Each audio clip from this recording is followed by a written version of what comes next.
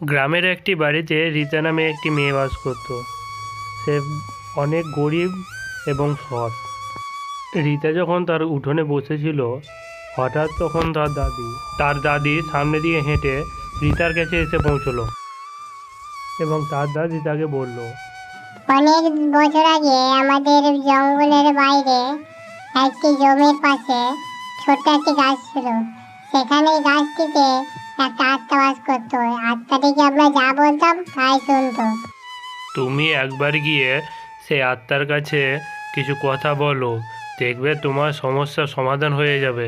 তখন রীতা জঙ্গলের মাঝ দিয়ে হাঁটতে হাঁটতে দুদিন পরেই সেই জঙ্গলের বাইরে জমির মধ্যে পৌঁছে যায়। জমির কাছে যাওয়ার পর সে দূরে গাছের কাছে দেখে যে একটা আত্মা বসে আছে। তখন সে হাঁটতে হাঁটতে সেই আত্মার কাছে চলে যায়। আত্মাটি রীতাকে দেখে সঙ্গে সঙ্গে তার সামনে এসে দাঁড়ায় এবং তাকে বলতে থাকে যে তুমি এখানে কিসের জন্য এসেছো।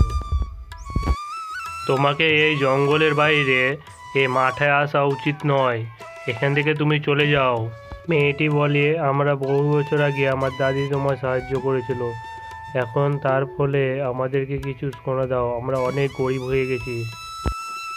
মেয়েটি পেছন দিকে তাকায় এবং আত্মাটি জোরে আওয়াজ করতে থাকে। সঙ্গে সঙ্গে আকাশ থেকে অনেকগুলো সোনা এসে মাটিতে পড়ল।